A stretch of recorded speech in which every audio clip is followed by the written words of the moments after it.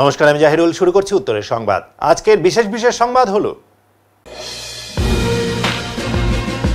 জলপাইগুড়ি জেলা পরিষদ কর্তৃক এলইডি ডিসপ্লে ঢেকে যাওয়ার কারণে গাছ কাটার ঘটনাকে ঘিরে বিতর্ক সৃষ্টি হলো এলাকায়। রাজ্যের মুখ্যমন্ত্রীর ঘোষণা অনুযায়ী চা বাগান শ্রমিকদের 20% বোনাস দেওয়ার দাবিতে উত্তাল হলো ডুয়ার্সের দুটি চা বাগান। কোথাও পথ অবরোধ, আবার কোথাও কর্মবিরতিতে চা শ্রমিকেরা।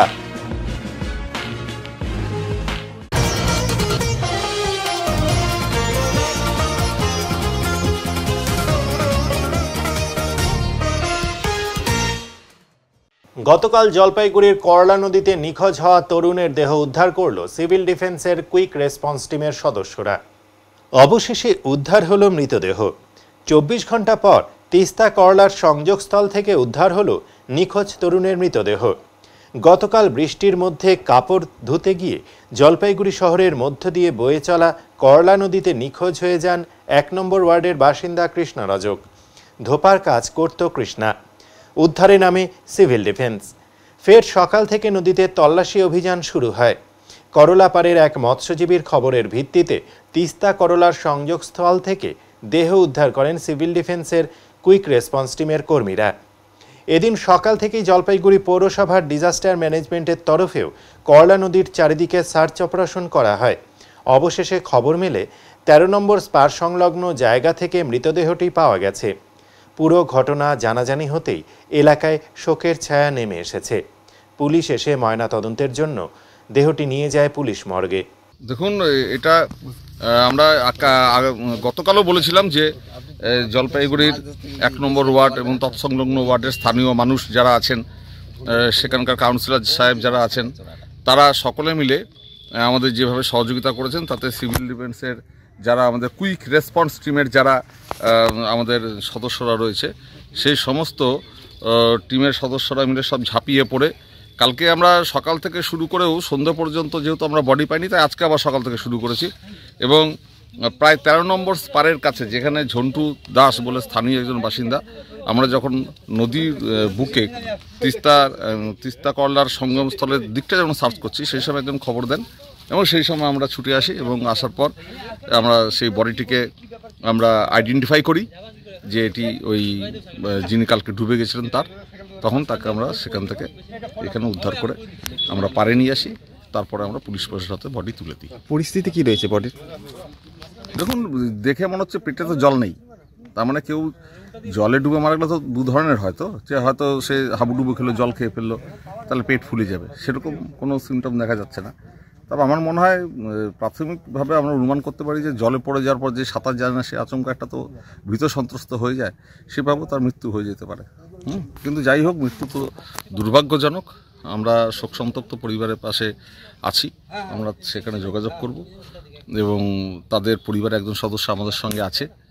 সুতরাং আমরা আমাদের টিম নিয়ে চেষ্টা করেছি। জলপাইগুড়ি পুরসভা disaster management unit, Jalpaiguri civil defence quick response team, Jalpaiguri police প্রশাসন সবাই ঝাঁপিয়ে পড়েছে এবং আমরা সকলকে ধন্যবাদ জানাই। কিভাবে দেখলেন? আমি দেখলাম মুড়ে আছে, এইভাবে পড়ে আছে। ওই দেখে আমি চলে আসলাম, এসে বাড়িতে বলে দিলাম। ছেলে আমাদের চাকরি করে, ওই থানাতে কল করে দিল। আচ্ছা, এখন কি মৃতদেহ নিতে এসেছে? হ্যাঁ। কোনো জায়গায় আটকায় ছিল? কোনো জায়গায় আটটায় নেই, মাঝখানে আটটায় ছিল জঙ্গলে। কিভাবে দেখলেন আপনি? কখন? ওই মাছ ধরতে গেছিলাম না, ওই দিক দিয়ে নৌকা নিয়ে আসতেছি, ওই আমার সামনে পড়ে গেলাম। মাল ব্লকের শাইলি চা বাগানে 20% বোনাসের দাবিতে শ্রমিক বিক্ষোভে বন্ধ হলো কাজ। মাল ব্লকের শাইলি চা বাগানে ফের উত্তাল শ্রমিক আন্দোলন। শনিবার সকাল থেকে বাগানের সমস্ত কাজ বন্ধ রেখে বিক্ষোভে সামিল হয়েছেন চা শ্রমিকরা। তাদের দাবি, মুখ্যমন্ত্রীর ঘোষণা অনুযায়ী সমস্ত চা বাগানে 20% হারে বোনাস দেওয়া বাধ্যতামূলক হলেও শাইলি চা বাগানের শ্রমিকদের অ্যাকাউন্টে মাত্র 15% হারে বোনাস পাঠানো হয়েছে। চা শ্রমিকদের আরও অভিযোগ, বিগত কয়েকদিন ধরে তারা গেট মিটিংয়ের মাধ্যমে বারবার তাদের দাবির কথা জানিয়ে এসেছেন, কিন্তু বাগান কর্তৃপক্ষ কর্ণপাত করেননি। শুক্রবার আচমকাই শ্রমিকদের অ্যাকাউন্টে 15% হারে বোনাস ঢোকে, যার পরেই ক্ষোভে ফেটে পড়েন তারা। আজ সকাল থেকে চা পাতা তোলাসহ সব কাজ বন্ধ রেখে বাগান চত্বরে শুরু হয় প্রতিবাদ বিক্ষোভ। শ্রমিকদের স্পষ্ট হুঁশিয়ারি, অবিলম্বে বাকি 5% বোনাস না দিলে কেউ কাজে ফিরবেন না। বাগান কর্তৃপক্ষের পক্ষ থেকে এই বিষয়ে এখনো কোনো প্রতিক্রিয়া মেলেনি। তবে শ্রমিক সংগঠনের তরফে জানানো হয়েছে এই আন্দোলন তাদের ন্যায্য প্রাপ্য নিশ্চিত না হওয়া পর্যন্ত চলবে। अच्छा दीदी, ये जो साइली बागान का आज सुबह से यहाँ पे बोनस को लेके यहाँ पे मतलब आप लोग धरना दे रहे हैं, मतलब क्या हुआ एक्चुअली यहाँ पे? बोनस के लिए घेरा किया है। अभी मालिक लोग क्या बोला, कितना % बोनस देंगे आप लोग को? बोला है 20% ही देगा, लेकिन दो किस्ती करके देगा बोला। 2 किस्ती में देगा बोला। हाँ, तो आप लोग क्या चाहते हैं, 2 किस्ती में आप लोग नहीं लेंगे? नहीं लेंगे, हम नहीं लेंगे। हम लोग का 20% किस्ती एक ही बार लगेगा। एक किस्ती में आप लोग को 20% का बोनस चाहिए। पड़ेगा। पहले भी तो बीते साल भी तो ऐसा एक बोनस को लेके हुआ था। हाँ, बीते साल भी ऐसा हुआ था। समय में हम लोग का बगान में ऐसा वीडियो किया था ना हम लोग। हमें के तो पहले रख दिया है ना। तो आज आप लोग यहाँ पे धरना प्रदर्शन कर रहे हैं, क्या बोला अभी मालिक लोग? कुछ बोला आपको? कुछ बातचीत, कुछ जवाब नहीं दिया अभी तक आप लोग? इसलिए हम लोग झमेला करता है। हम लोग का कोई झमेला जबरदस्ती करना कोई जरूरत ही नहीं है। तो आज तो आप लोग काम भी नहीं गए होंगे, सुबह से आप लोग यहीं पे हैं। फैक्ट्री चालू है? फैक्ट्री भी बंद है।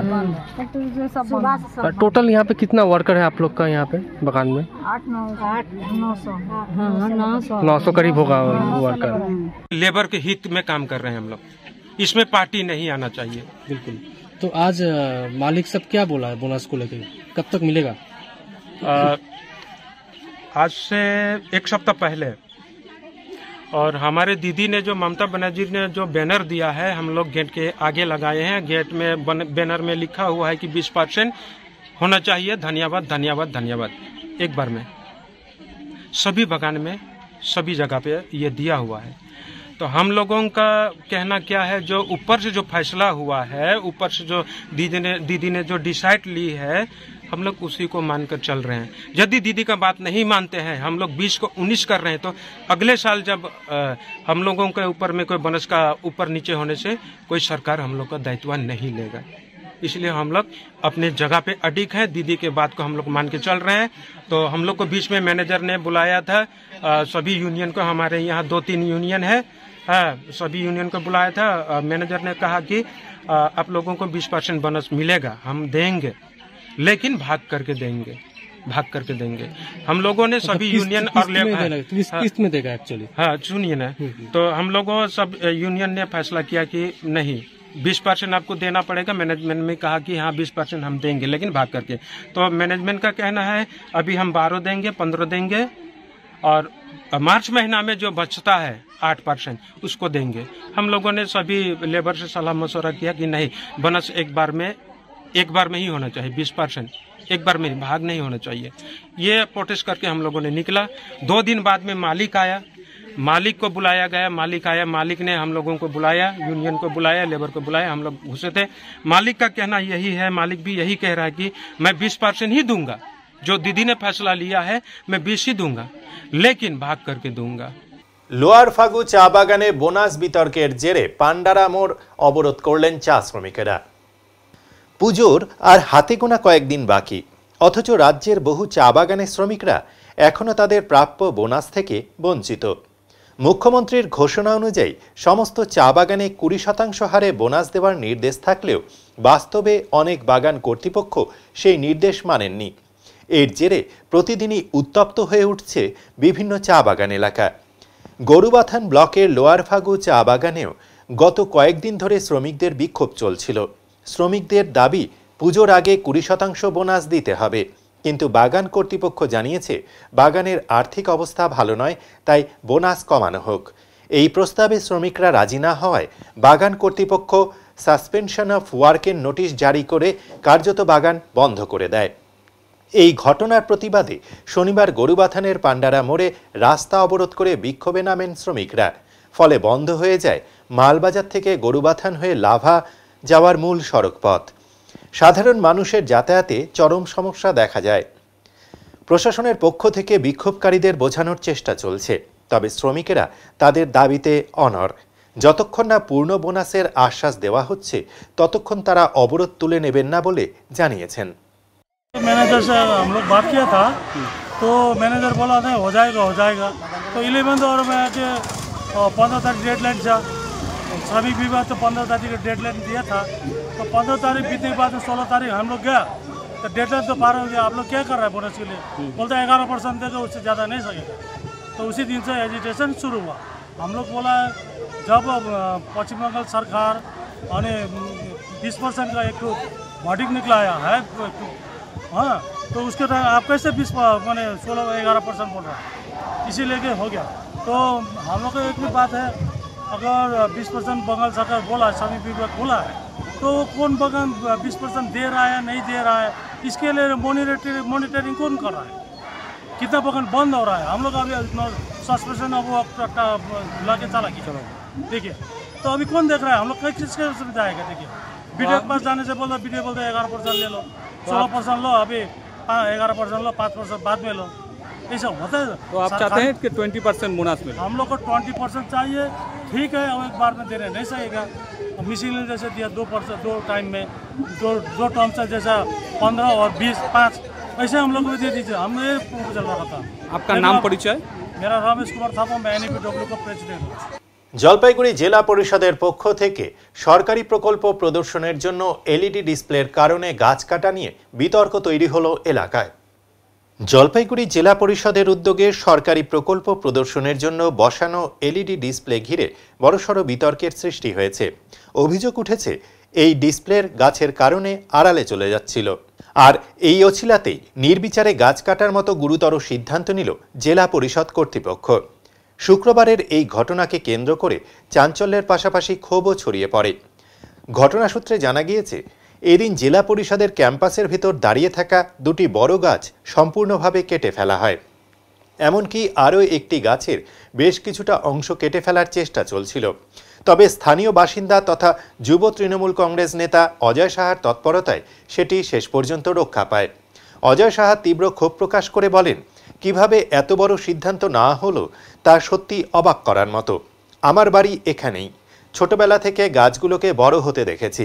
শুধু তাই নয়, অসংখ্য পাখির বাসা ছিল এই গাছগুলোতে। আমরা একদিকে যখন বৃক্ষরোপণের বার্তা দিচ্ছি, তখন জেলা পরিষদ নিজেদের স্বার্থে নির্বিচারে বৃক্ষছেদন করছে, এটা কখনোই মেনে নেওয়া যায় না।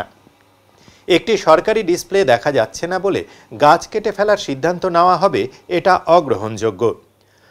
অন্যদিকে জেলা পরিষদের সভাধিপতি কৃষ্ণা রায় বর্মনের সাফাই, বিপজ্জনক অবস্থায় থাকা 2-1টি গাছ কাটার সিদ্ধান্ত নেওয়া হয়েছিল, আর বাকি গাছগুলোর ক্ষেত্রে শুধুমাত্র ডাল ছাঁটার নির্দেশ দেওয়া হয়েছিল বলেই তিনি জানেন।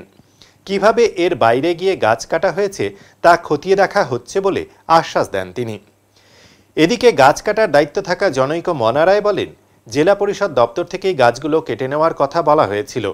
বলা বাহুল্য, পরিবেশ রক্ষার বার্তা দেওয়া সরকারের উদ্যোগের মাঝেই জেলা পরিষদ ক্যাম্পাসে গাছ কেটে ফেলার এই ঘটনা নতুন করে প্রশ্ন তুলেছে।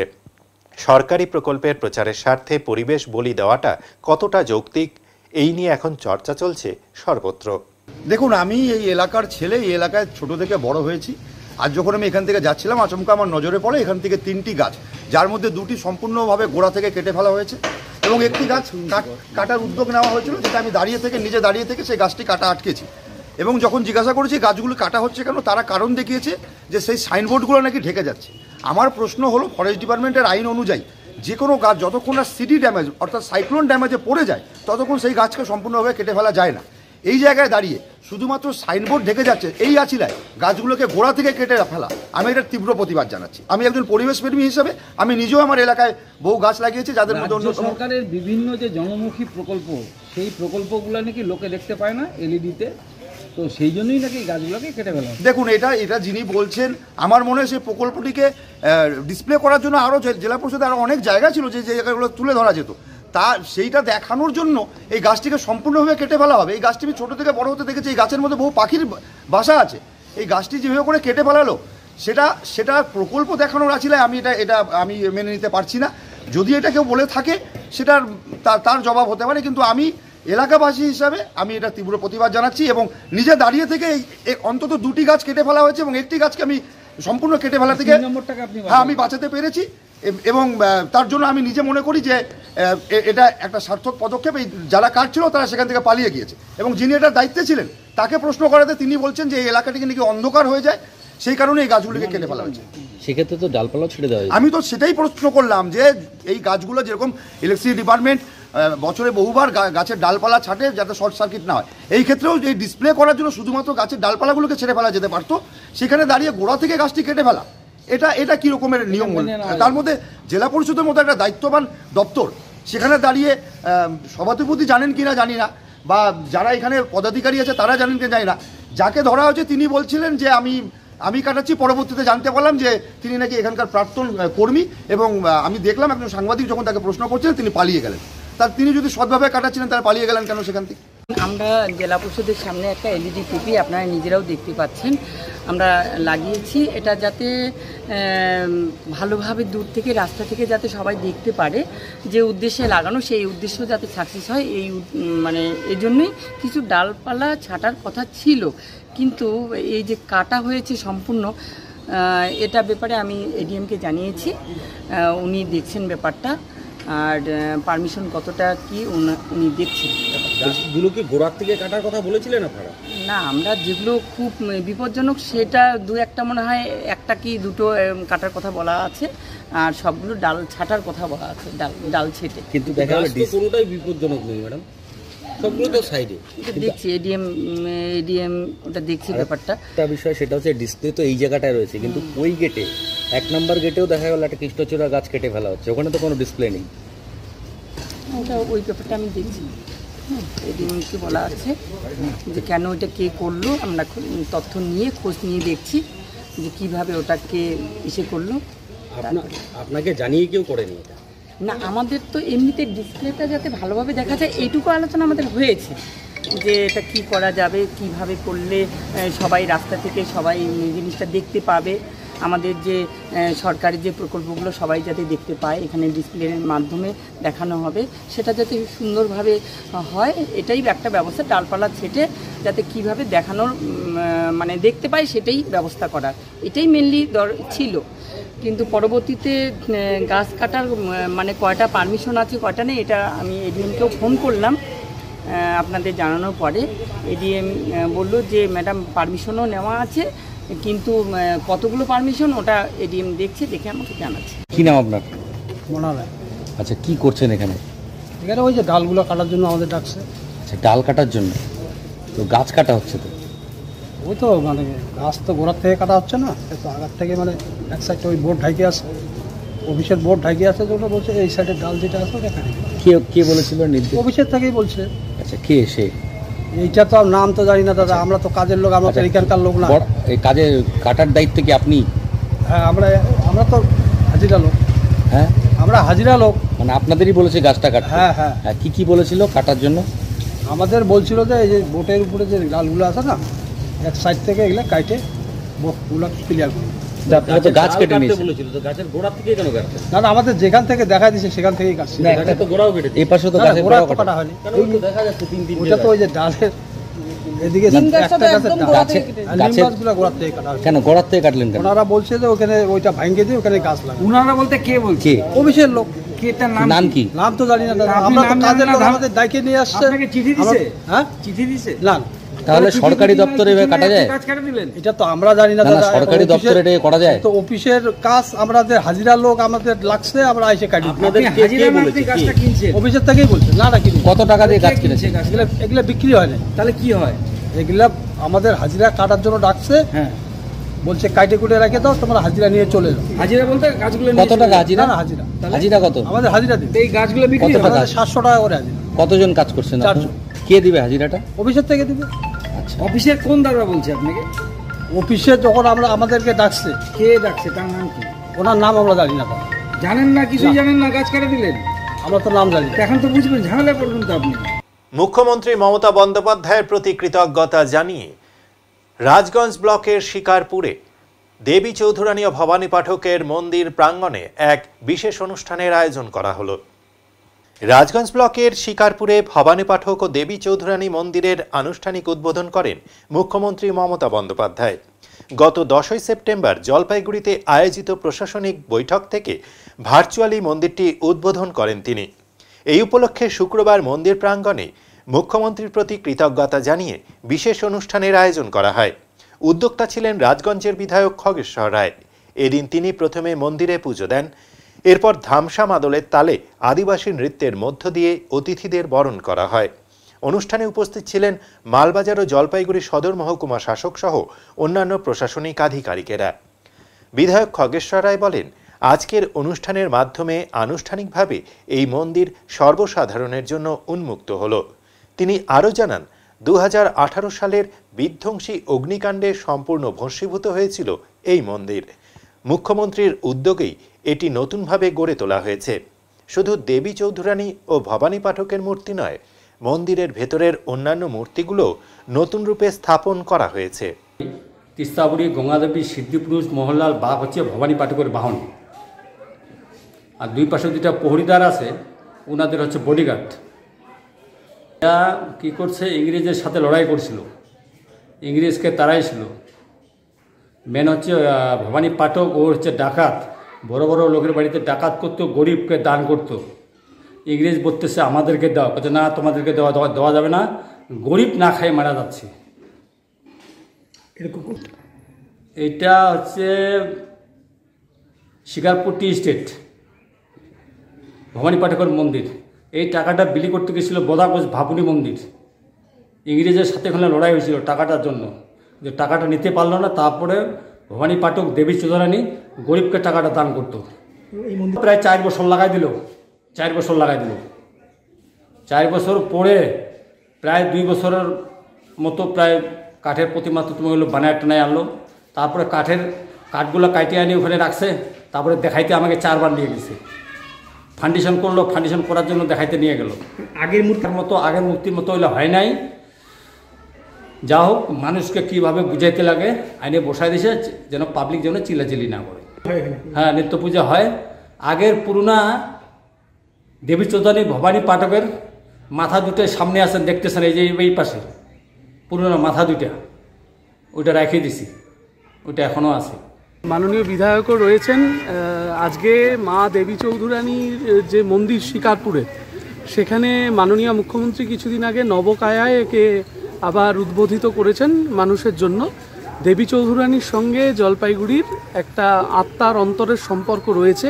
আমরা যতটুকু ইতিহাস বইতে পড়েছি যে এখানে ভবানী পাঠক এবং দেবী চৌধুরানী তাদের ঐতিহাসিক কার্যকলাপ স্বাধীনতা সংগ্রামেও আমাদেরকে বিভিন্ন সময় ঋদ্ধ করেছে। তাদেরই মন্দির আজকে নবকায়ায় মাননীয় মুখ্যমন্ত্রী বানিয়ে দিয়েছেন দুর্ঘটনার পরে। সেখানে পুজো অনুষ্ঠিত হলো। মাননীয় বিধায়ক সহ বিশিষ্ট সমাজসেবী বৃন্দ রয়েছেন, ম্যানেজার শিকারপুর চা বাগান রয়েছেন, এবং এখানে এসে আমার নিজেকেও সৌভাগ্যান্বিত মনে হচ্ছে। 10ই সেপ্টেম্বর আমাদের মামাটি মানুষের সরকারের মুখ্যমন্ত্রী মাননীয় মমতা ব্যানার্জি জলপাইগুড়িতে এসেছিলেন প্রশাসনিক বৈঠকে। ওই দিনেই 10ই সেপ্টেম্বর বাংলার মুখ্যমন্ত্রী মাননীয় মমতা ব্যানার্জি সেখানেই সেই স্টেজে বসে এই মন্দিরের শুভ উদ্বোধন করেছিলেন। যেহেতু শুভ উদ্বোধন করেছিলেন, তার জন্য আমরা আজকে এই এলাকার বিধায়ক তথা পূজা কমিটির সেক্রেটারি, সম্পাদক সকল যারা আছে তাদের সহযোগিতা আমরা আজকে আবার নতুন করে পূজা করি। যেহেতু নতুন আদলে আরও সুন্দর করে আপনারা দেখতেই পাচ্ছেন, নতুন গেট হয়েছে। আগে গেট ছিল না, আজকে বাউন্ডারি ওয়াল ছিল না, সোলার লাইট ছিল না, প্রায় 37টা সোলার লাইট, প্রায় বাউন্ডারি ওয়াল বেশ নতুন সুসজ্জিত করে তোলা হয়েছে। তার জন্য পূজা করে সাধারণ পর্যটকদের জন্য খুলে দেওয়া হবে। তাই কিছুক্ষণ আগে আমি পূজা দিলাম।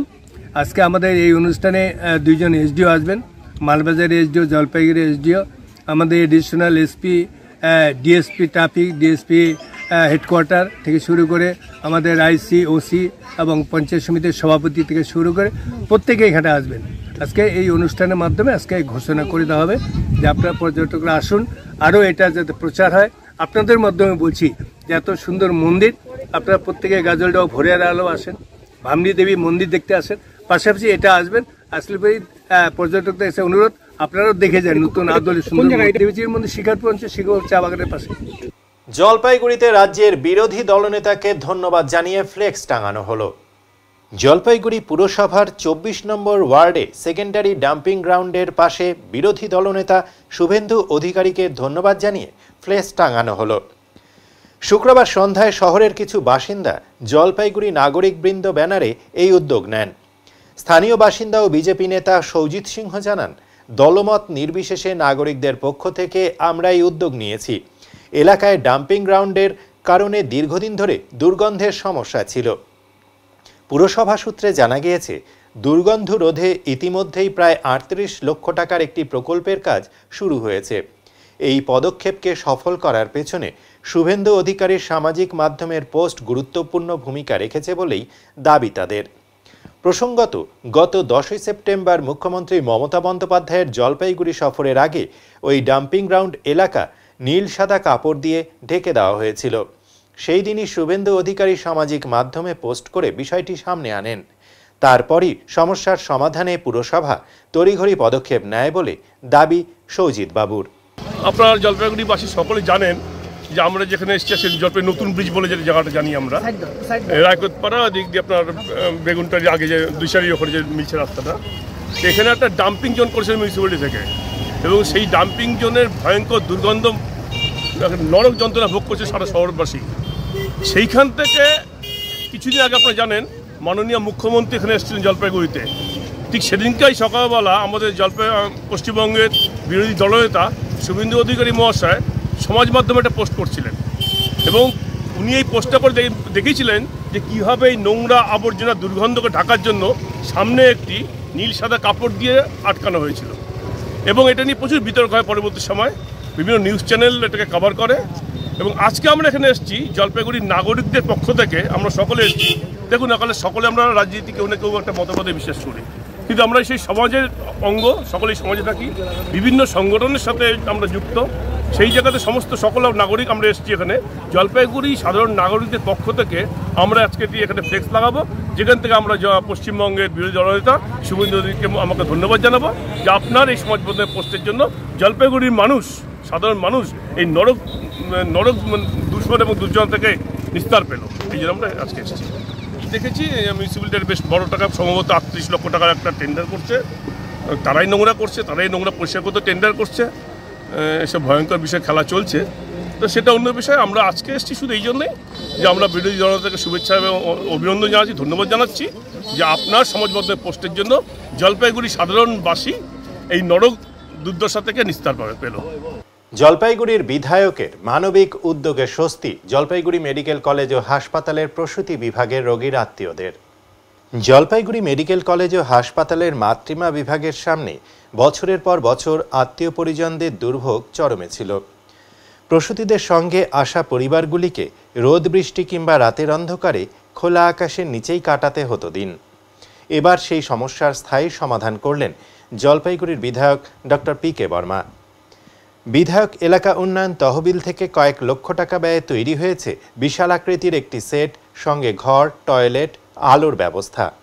ফলে রোগীর আত্মীয়দের আর ভিজে কাপড়ে রাত কাটাতে হচ্ছে না কিংবা রোদে পুড়তে হচ্ছে না। নতুন এই আশ্রয়স্থল তৈরি হওয়ায় পরিজনেরা যেমন স্বস্তি পেয়েছেন, তেমনি হাসপাতাল চত্বরে ফিরেছে শৃঙ্খলা। স্থানীয়রা জানাচ্ছেন, এই উদ্যোগ দীর্ঘদিনের এক অমোঘ প্রয়োজন মিটিয়েছে। রোগীর আত্মীয়দের মুখে স্বস্তির হাসি। অন্তত এখন রোদ বৃষ্টির ভয় নেই, রাতটুকু নিশ্চিন্তে কাটানো যাবে। মানবিকতার ছোঁয়ায় বিধায়কের এই পদক্ষেপ হাসপাতালমুখী সাধারণ মানুষের কাছে প্রশংসিত হয়েছে।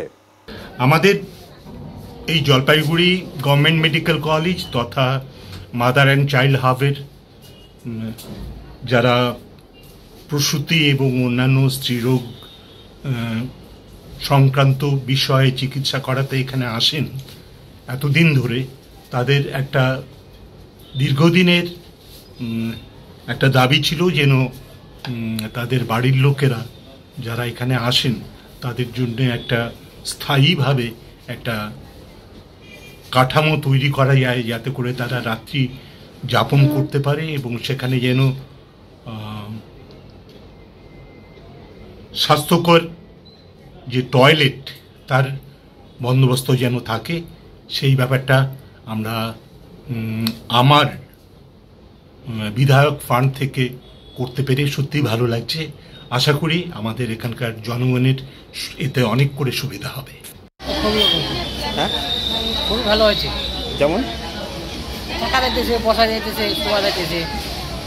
আর আগে আগে তো ছিল না বন্দোবস্ত, না একটু অসুবিধা হয়েছে, ভালো হয়েছে। সুবিধা হচ্ছে আপনাদের? হ্যাঁ সুবিধা হচ্ছে, ভালোই সুবিধা হচ্ছে। কী কী সুবিধা হচ্ছে? সুবিধা এই যে বসে থাকতে পারছি, বৃষ্টি বৃষ্টি হচ্ছে, এখানে ভিতরে আসি, কেউ ঘুমাচ্ছে শুয়ে, কেউ বসে আছে। রোদের হাত থেকেও তো বাঁচা যাচ্ছে। হ্যাঁ রোদের হাত থেকে বাঁচা যাচ্ছে, বৃষ্টির হাত থেকে বাঁচা যাচ্ছে, হাওয়ার হাত থেকে বাঁচা যাচ্ছে। এখনই নিচ্ছে ছোট্ট একটি বিরতি, ফিরে আসবো আরো খবর নিয়ে, সঙ্গে থাকুন।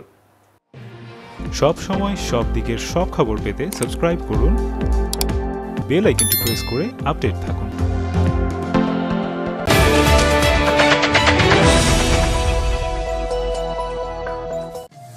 শহরের থানা মোড়ে দীর্ঘ 15 বছর ধরে নয়ন অপটিক্যাল জলপাইগুড়িবাসীকে দুজন বিশিষ্ট চিকিৎসকদের দ্বারা চোখের চিকিৎসা পরিষেবা দিয়ে চলেছে প্রতিনিয়ত।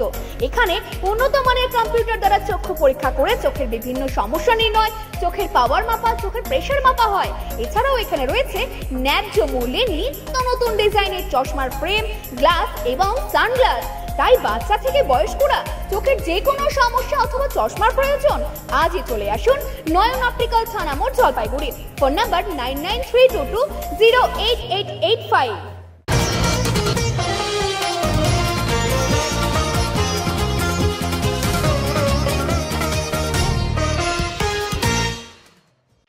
আজ রাত ভোরেই মহালয়া, তাই আজ রোদ উঠতেই বাজির দোকানগুলোতে ভিড় মানুষদের।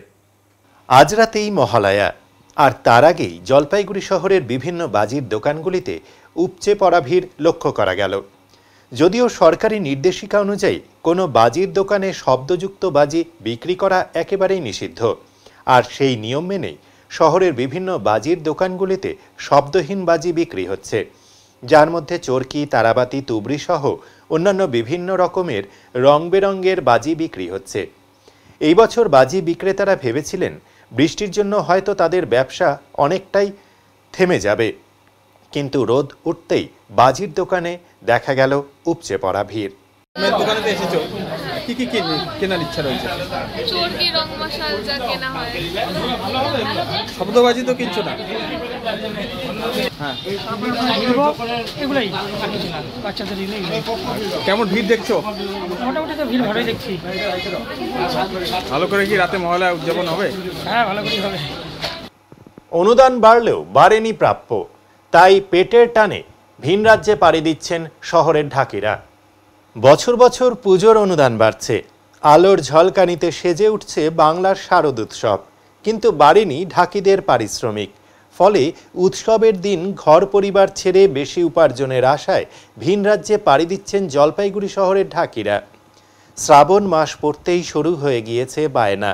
শহর ও শহরতলির দক্ষিণ পাণ্ডাপাড়া, আদরপাড়া, শিরিষতলা, অরবিন্দনগর, মোহিতনগর সহ বিভিন্ন এলাকায় ছড়িয়ে রয়েছেন ঢাকির পরিবার। সারা বছর তারা বিবাহ, অন্নপ্রাশন কিংবা ছোট অনুষ্ঠানেই ব্যান্ড পার্টির কাজ করে সংসার চালান, কিন্তু শারদীয়ার মরশুম একমাত্র সময় যখন হাতে আসে কিছুটা বাড়তি আয়। ঢাকিদের আক্ষেপ, এখন স্থানীয় ক্লাব ও সর্বজনীন মণ্ডপ উদ্যোক্তারা বরং মালদা বা অন্য জেলার ঢাকি ডাকতে বেশি স্বচ্ছন্দ। ফলে শহরের ঢাকিরা কদর পান না, টাকাও তেমন জোটে না। আমরা তো নিজের শহরেই অবহেলিত, ভিন রাজ্যে গেলে অন্তত সম্মানটুকু মেলে, বললেন শিরিষতলার এক প্রবীণ ঢাকি। এমন বাস্তবতায় প্রতি বছর দুর্গাপুজোর দিনগুলোতেই ভিন রাজ্যে ঢাক বাজিয়ে রোজগার করছেন জলপাইগুড়ির শিল্পীরা।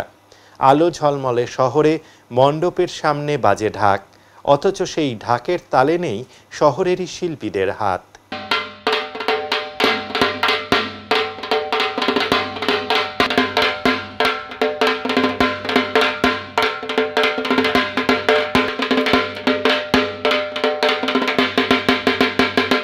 আমাদের জন্য এটা এই বাজনা যারা কর্ম করে তাদের জন্য একটা ফ্যাসিলিটি করে। আমরা তো বাজনা ছাড়া আর কোনো কিছুই করি না। আমাদের পূর্বপুরুষ থেকেই বাজনার ব্যবসায়ী করে আসছে, আমার বাপ ঠাকুরদা সবাই। আমরা এখন এই লাইনেই আছি, বাজনা নিয়েই আছি আমরা। দিদি যদি কিছু করে তাহলে আমাদের একটু ভালো হবে। দিদি আপনাদের কিছু করছে না? দিদি তো আমাদের জন্য কিছুই করছে না। দিদি করলে তো বলতামই দিদি এই জিনিসটা করছে আমাদের জন্য, আমাদের এই বাজনা শিল্পীদের জন্য। আমরা তো শ্রমিক, মালিকদের জন্য বলতেছি না, আমাদের শ্রমিকদের জন্য কিছু তো করা উচিত। শিলিগুড়িতে আগ্নেয়াস্ত্র ও কার্তুজ সহ এক দুষ্কৃতীকে উদ্ধার করল এনজিপি থানার সাদা পোশাকের পুলিশ। আগ্নেয়াস্ত্র নিয়ে অসামাজিক কাজ করার উদ্দেশ্যে ঘোরাফেরা করছিল এক যুবক। গোপন সূত্রে খবরের ভিত্তিতে শিলিগুড়ি এনজিপি থানার সাদা পোশাকের পুলিশ অম্বিকানগর আন্ডারপাস এলাকায় অভিযান চালিয়ে গ্রেপ্তার করে এক যুবককে। তার কাছ থেকে উদ্ধার হয় একটি দেশি আগ্নেয়াস্ত্র ও একটি তাজা কার্তুজ। ধৃতের নাম শুভজিৎ দাস, দক্ষিণ শান্তিনগরের বাসিন্দা সে। পুলিশ সূত্রে জানা গিয়েছে ধৃত যুবক এর আগেও নানান অভিযোগে অভিযুক্ত। তাকে পুলিশ এর আগেও একবার গ্রেপ্তার করেছিল মারপিটের অভিযোগে। ধৃতকে জলপাইগুড়ি আদালতে পাঠানো হয়। ঘটনার তদন্ত শুরু করেছে পুলিশ। চুরি যাওয়া ও হারানো মোবাইল ফোন উদ্ধার করে প্রকৃত মালিকদের কাছে ফিরিয়ে দিল শিলিগুড়ি থানার পুলিশ। জানা গিয়েছে গত কয়েক মাস ধরে শিলিগুড়ি শহরের বিভিন্ন এলাকায় একাধিক চুরির ঘটনা ঘটেছিল। সেই অভিযোগের ভিত্তিতে তদন্ত শুরু করে শিলিগুড়ি মেট্রোপলিটন পুলিশের শিলিগুড়ি থানার কর্তারা। তদন্তে নেমে পুলিশ মোট ৮০টি মোবাইল ফোন উদ্ধার করে। এর মধ্যে প্রায় ৫০টি ফোন মালিকদের হাতে তুলে দেয় পুলিশ। বাকি ফোনগুলো যাচাই প্রক্রিয়ার পর মালিকদের কাছে ফিরিয়ে দেওয়া হবে বলে জানা গিয়েছে। শিলিগুড়ি থানার এই উদ্যোগে খুশি সাধারণ মানুষ। পুলিশ সূত্রে খবর, শহরের চুরি রুখতে ও হারানো জিনিস ফেরত দেওয়ার ক্ষেত্রে বিশেষ নজরদারি চালানো হচ্ছে। এটা শিলিগুড়ি থানা আরও অন্য থানাগুলো আছে আমাদের কমিশনারেট এরিয়াতে, এটা রিকভারি হচ্ছে। এই ২-১ দিন আগেও আমরা এভাবে ডিস্ট্রিবিউশন করেছিলাম, প্রায় ১.৫ মাস আগে। তো এরকম চলছে, এটা গতানুগতিক রয়েছে আমাদের। এবারটার সংখ্যা একটু বেশি রয়েছে। আর পুজোর সময় যারা হারিয়েছে যাদের মোবাইলটা, তার ওনারা পেলে অবশ্যই খুশি হবেন। অনেক গরিব লোকের মোবাইলও আছে নিশ্চয়ই। এখানে কোনো লোক আছে ওনাকে আজকে তো দুর্গাপূজার টাইমে আরও একটা মোবাইল কিনতে গেলে অসুবিধা হতো, তো উনি এটা পেলে খুশি হবেন আমি আশা করছি। কতগুলো মোবাইল? 80 পরিবহন দপ্তরের উদ্যোগে রোড সেফটি অ্যাওয়ারনেস ক্যাম্পেনিং এবং স্পেশাল ড্রাইভ অন হেলমেট কর্মসূচি পালিত হল শিলিগুড়িতে। পশ্চিমবঙ্গ সরকারের পরিবহন দপ্তরের উদ্যোগে রোড সেফটি অ্যাওয়ারনেস ক্যাম্পেনিং এবং স্পেশাল ড্রাইভ অন হেলমেট কর্মসূচি পালিত হল শিলিগুড়ি শহরে। পরিবহন মন্ত্রী স্নেহাশিস চক্রবর্তী শিলিগুড়ির মাটিগাড়ার বালাসন ব্রিজের কাছে একটি সরকারি অনুষ্ঠানে অংশ নেন। পরিবহন দপ্তরের এই অনুষ্ঠানে পথ চলতি সাধারণ মানুষের হাতে হেলমেট বিতরণ করা হয়। প্রায় ২৫০ হেলমেট বিতরণ করা হয় আজ। পথ দুর্ঘটনায় মৃত্যুর হার 0 করাই টার্গেট পরিবহন বিভাগের। Helmet first then start. পরিবহন দপ্তরের এই অনুষ্ঠানে উপস্থিত ছিলেন পরিবহন মন্ত্রী ছাড়াও শিলিগুড়ির মেয়র গৌতম দেব এবং পরিবহন বিভাগের আধিকারিকেরা। সেক্রেটারি নোটিফাই করে দিয়েছেন কোন কোন রাস্তায় কোন গাড়ি কি গতিবেগে সর্বোচ্চ চলতে পারে। এখন সেটা মানুষের মধ্যে আরও আমরা প্রচার করলে মানুষ সেটা মেনে চলবে। আর চালকদের এই টোটো চালকদের কি লাইসেন্স বাধ্যতামূলক করা হচ্ছে? হ্যাঁ, লাইসেন্স মানে আমরা একটা স্টিকার দিয়ে এবং সেই টোটো যারা চালাবে তাদের সাথেই আমরা তাদের রেজিস্টার্ড করতে চলেছি। রাজ্য সরকার তাদের রেজিস্টার্ড করছে। এগুলো আনরেজিস্টার্ড ছিল, মানে কোনো গ্যারেজে বা কোনো গাড়ি সারানোর কোনো জায়গায় মূলত এইগুলো লোহার সাথে লোহা জুড়ে ওই ব্যাটারি দিয়ে এগুলো তৈরি করেছে, অ্যাসেম্বল। কিন্তু ঘটনাটা হচ্ছে এগুলো মানে সঠিক নয়। কিন্তু ঘটনা হলো যে এর সাথে এত মানুষ যুক্ত হয়ে গেছে, লক্ষ লক্ষ মানুষ, তাদের পরিবার আছে, এটাকে উড়িয়ে দেওয়া অস্বীকার করা কিন্তু আমাদের সরকারের পক্ষে সম্ভব নয়। তাই আমরা এদের রেজিস্টার্ড করছি এবং একটা ডিসিপ্লিনের মধ্যে আনতে চাইছি যাতে যানজট থেকে মুক্ত করা যায়, আর কিছুই না। কার্শিয়াংয়ে আমাদের সমাধান। 2টো ক্যাম্পে আমি যাব, এখনই বেরিয়ে যাব। ওই ক্যাম্প দেখা, যাতে মানুষ অংশগ্রহণ করে, তার মতামত দেয়, তার পাড়ায় কি কাজ হবে এটা সাধারণ মানুষ ঠিক করবে। এটা পঞ্চায়েত বা মিউনিসিপ্যালিটি বা মহকুমা পরিষদ বা বিডিও এসডিও এই সিদ্ধান্ত নেবে না। সিদ্ধান্ত নেবে সাধারণ মানুষ, কাজটা করে দেবে সরকার। আবারও খাঁচাবন্দি চিতাবাঘ। মালবাজারের মিনগ্লাস চা বাগানে চাঞ্চল্য। আজ সকালে মাল ব্লকের মিনগ্লাস চা বাগানের ডালিমকট ডিভিশনে একটি পূর্ণবয়স্ক চিতাবাঘ খাঁচাবন্দি হয়। চা বাগানে শ্রমিকেরা কাজে যাওয়ার সময় চিতাবাঘের গর্জন শুনে এগিয়ে গিয়ে দেখেন বন দপ্তরের পাতা খাঁচার মধ্যে আটকে আছে চিতাবাঘটি। বিষয়টি দ্রুত চা বাগান কর্তৃপক্ষের মাধ্যমে বন দপ্তরকে জানানো হয়। বন দপ্তরের কর্মীরা ঘটনাস্থলে এসে চিতাবাঘটি উদ্ধার করে। পরে তাকে গরুমারা বনাঞ্চলে নিয়ে যাওয়া হবে বলে জানানো হয়েছে। যদি সে সুস্থ থাকে তাহলে তাকে জঙ্গলে ছেড়ে দেওয়া হবে। উল্লেখযোগ্যভাবে চিতাবাঘের উপদ্রব বেড়ে যাওয়ায় বন দপ্তর কিছুদিন আগেই ছাগল দিয়ে টোপ ফেলে খাঁচা বসিয়েছিল। অবশেষে তাতেই ধরা পড়ে চিতাবাঘটি। গত কয়েক সপ্তাহ ধরে বিভিন্ন চা বাগান ও বনবস্তি এলাকায় চিতাবাঘের উপস্থিতি ও আক্রমণ ক্রমেই বেড়ে চলেছে। এই কারণে স্থানীয় বাসিন্দা ও শ্রমিকদের মধ্যে চরম উদ্বেগ ও আতঙ্ক ছড়িয়ে পড়েছে। অপরদিকে চা বাগানে ঢুকে পড়া হাতির দলকে নিরাপদে জঙ্গলে ফেরালো বন দপ্তর। আজ সকালে মালবাজার ব্লকের বাগরাকোট গ্রাম পঞ্চায়েতের লিস রিভার চা বাগানের হোপ ডিভিশনে ঢুকে পড়ে 11 থেকে 12টি হাতির একটি দল। সকালে কাজে যাওয়ার সময় শ্রমিকরা হাতিগুলিকে দেখে সঙ্গে সঙ্গে চা বাগান কর্তৃপক্ষকে জানায়। খবর পেয়ে ঘটনাস্থলে পৌঁছয় কুইক রেসপন্স টিমের সদস্য ওম নারায়ণ খেস ও ফিরোজ খান। তারা হাতির ওপর নজরদারি শুরু করেন এবং পরিস্থিতি নিয়ন্ত্রণে রাখেন। এরপর দ্রুত যোগাযোগ করা হয় মালবাজার ওয়াইল্ড লাইফ এবং তারঘেরা বন দপ্তরের সঙ্গে। বনকর্মীরা ঘটনাস্থলে পৌঁছে হাতির দলটিকে নিরাপদ দূরত্বে নজরে রাখেন এবং আশপাশের মানুষদের উৎসাহিত হয়ে কাছে না আসার অনুরোধ করেন। সারাদিন বন দপ্তরের পক্ষ থেকে টহলদারি চলবে যাতে কোনো অপ্রীতিকর ঘটনা না ঘটে। স্থানীয়দের মতে রাতের দিকে তারঘেরা জঙ্গল থেকে খাবারের সন্ধানে হাতির দলটি চা বাগান এলাকায় চলে আসে। তবে সকাল হতেই আলো ফোটার ফলে তারা জঙ্গলে ফিরে যেতে পারেনি এবং চা বাগানের মধ্যেই আটকে পড়ে। आज बाकराकोट ग्राम पंचायत अंतर्गत लिसलीबर होप डिवीजन में आज 12 हाथी सुबह से ही स्ट्राइक किया है। आज हम लोग क्विक रिस्पांस टीम का सदस्य ओम नारायण खेस और फिरोज खान आज हम लोग सुबह से ही ड्यूटी है। एक दाताल हाथी एक आदमी को एकदम बहुत दौड़ाया था, मगर दौड़ाने के बावजूद वो आदमी बच गया। हम लोग को बहुत डर गया था। हम लोग बाद में वो आदमी को रेस्क्यू करके हम लोग QRT का टीम उसको बचा के लेके आया। आज यहाँ पर देखा जा रहा है जैसे हम लोग खबर दिया माल वाइल्ड लाइफ को, वैसे माल वाइल्ड लाइफ भी आया, तार घेरा को खबर दिया, तार घेरा भी आया। आज दोनों साइड में तार घेरा रेंज और माल वाइल्ड लाइफ दोनों ही एलिफेंट को पूरा प्रोटेक्शन करके हम लोग का आज लिसलीबर होप डिवीजन का बागान में हाथी है। अभी वो लोग बहुत अच्छा से प्रोटेक्ट करके हाथी को रखा है। अभी पब्लिक का झमेला नहीं है। तार घेरा और माल बाजार आके बहुत ही मतलब अच्छी तरह से प्रोटेक्ट करके रखा है। এখন নিচে ছোট্ট একটি বিরতি, ফিরে আসবো আরো খবর নিয়ে, সঙ্গে থাকুন। সব সময় সব দিকের সব খবর পেতে সাবস্ক্রাইব করুন, বেল আইকনটি প্রেস করে আপডেট থাকুন।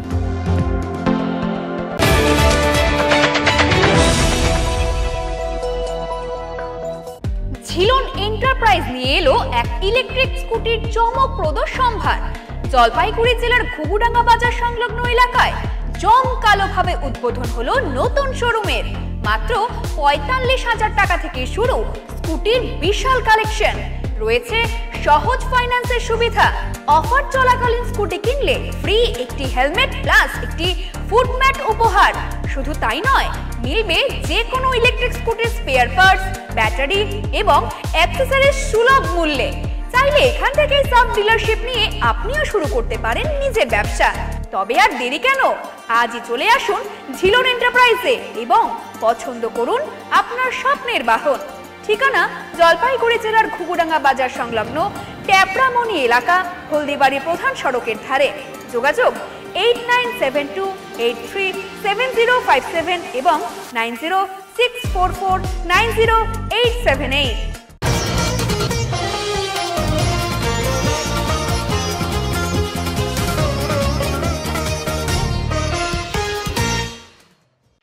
শিলিগুড়ির পুজো কমিটিগুলোর হাতে রাজ্য সরকারের তরফ থেকে পুজোর অনুদান তুলে দিলেন শিলিগুড়ির পুলিশ কমিশনার।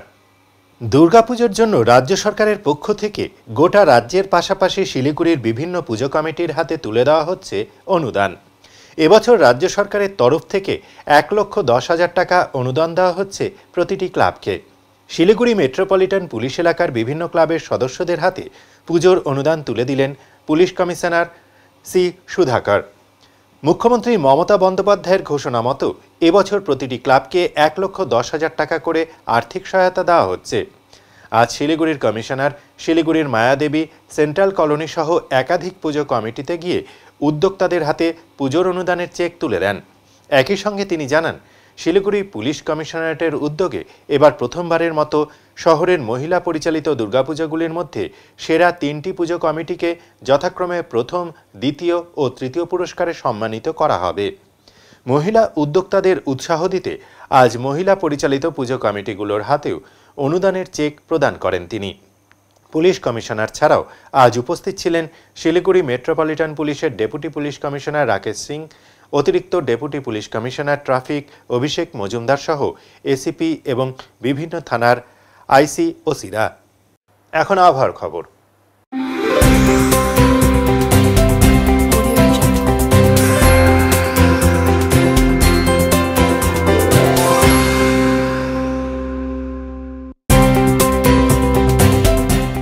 কেন্দ্রীয় আবহাওয়া দপ্তরের জলপাইগুড়ি কেন্দ্র থেকে পাওয়া তথ্য অনুযায়ী শনিবার দিনের সর্বোচ্চ তাপমাত্রা ছিল 34.2 ডিগ্রি সেলসিয়াস ও সর্বনিম্ন তাপমাত্রা ছিল 24.8 ডিগ্রি সেলসিয়াস। গত 24 ঘন্টায় বৃষ্টি হয়েছে 0.3 মিলিমিটার। শেষ করবার আগে আজকের বিশেষ সংবাদ আরও একবার।